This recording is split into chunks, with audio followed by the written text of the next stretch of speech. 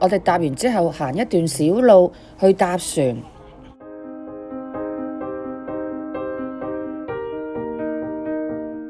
今次嘅行程，我哋會去東極千層島。坪洲位於香港東北水域嘅大鵬灣，係本港最東面嘅海島。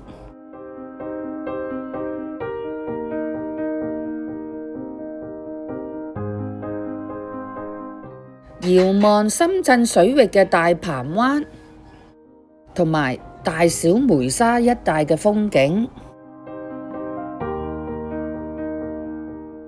遠遠望見東平洲，陣間我哋會環島一周。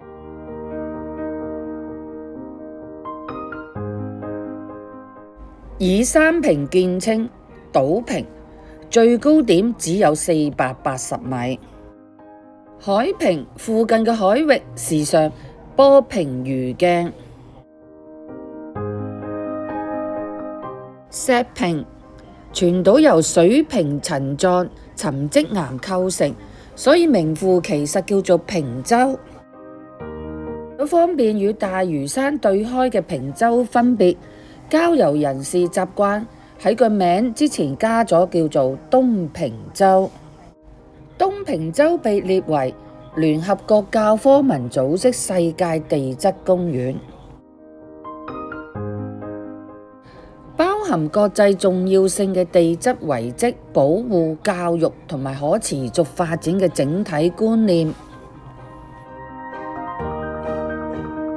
具有文化歷史，主要來自廣東省。20世紀初期，島上有好多條村落，房屋全部都係就地取材。我哋梗係食返個豆腐花先。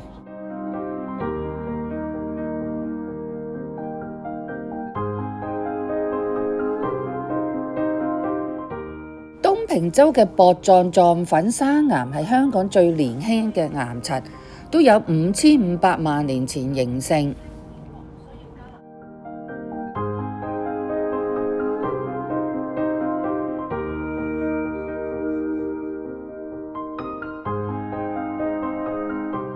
島上嘅岩石具有鮮明嘅沉積岩嘅特徵，層理清澈，每一層嘅厚度介乎於1毫米至數毫米之間，甚至估計達到200米，好似一本記載地球歷史嘅千頁書。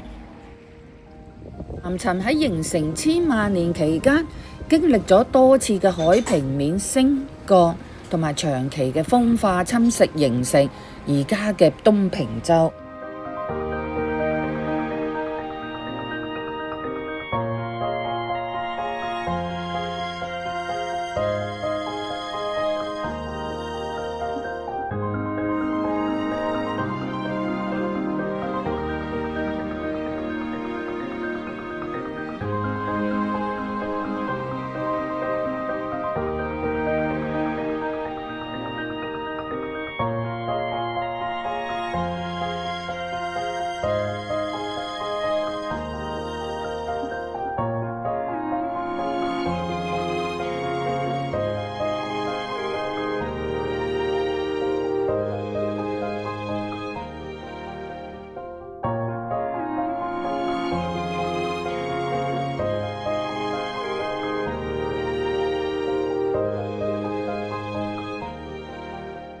東平洲3大地質公園景點：間樓石。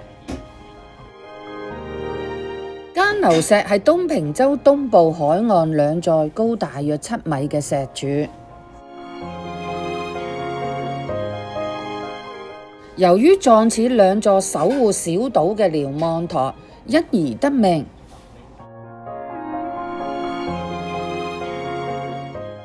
島上嘅岩石佈滿垂直交錯嘅裂紋，由於岩層受到地質運動猛烈擠迫而產生。海岸嘅岩石長期受到海浪衝擊同埋太陽暴曬，經歷咗冷縮熱脹同埋鹽分結晶嘅作用。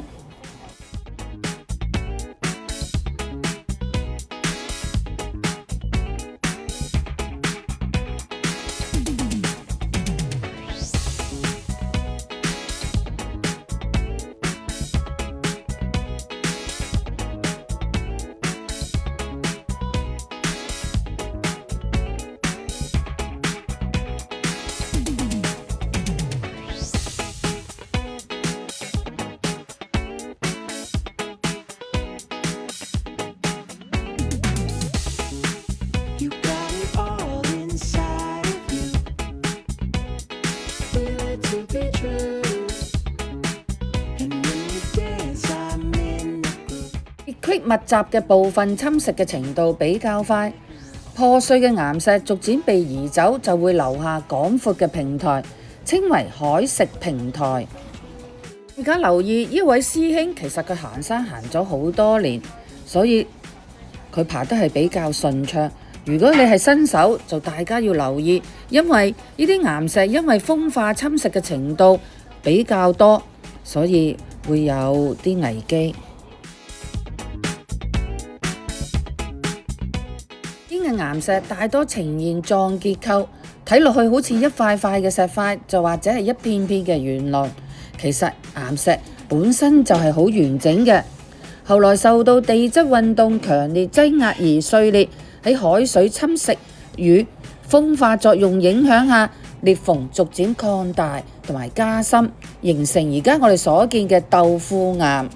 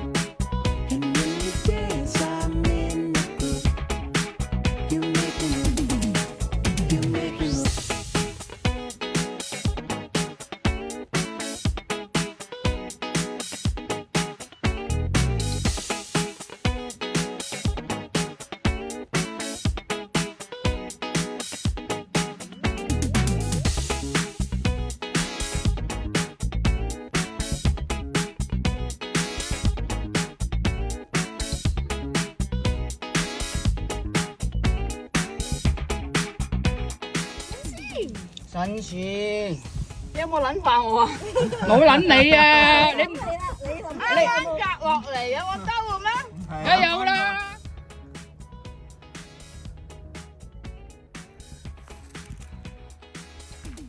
龍落水我哋可以又放下啦。我哋喺間樓石嘟到呢度，跟住我哋去嘟龍落水，再去呢度斬頸洲洲尾角翻去。我哋究竟點樣行㗎？啱啊！龍落水係東平洲西南海岸一層淺色直質岩層，交叉理紋又差異侵蝕性，白色嘅岩層突出地面，所以形成三角脊座，有如蛟龍入海，被稱為龍落水。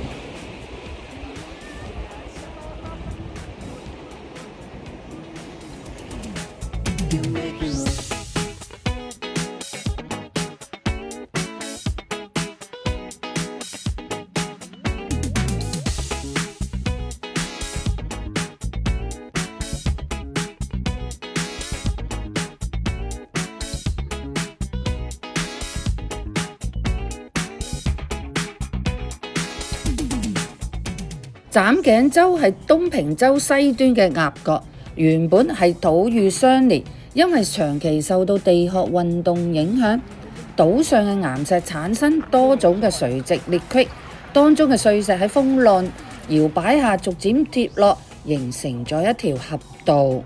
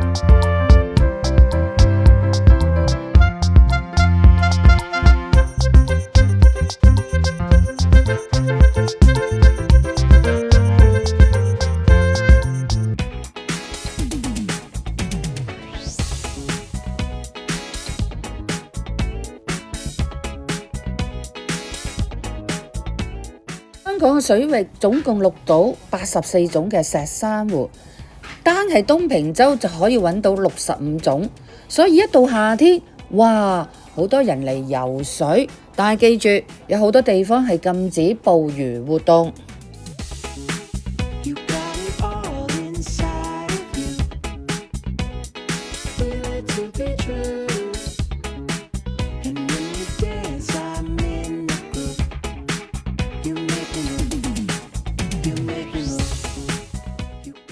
我同其他嘅師兄或者係師姐師妹嚟呢個東平洲都非常之好多次，熟到爛㗎啦，真係。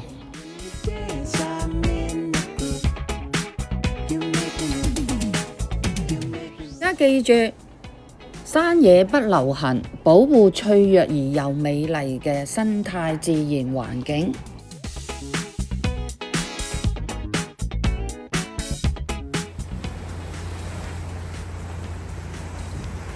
並享受地質公園之旅有糧船灣、萬宜水庫、東壩橋咀洲、滘西洲、鹽田梓、大浪灣、西貢海面、東平洲、馬屎洲、荔枝莊、荔枝窩、新娘潭、吉澳鴨洲、新界東北海路。咦，好似全部去過晒嘅。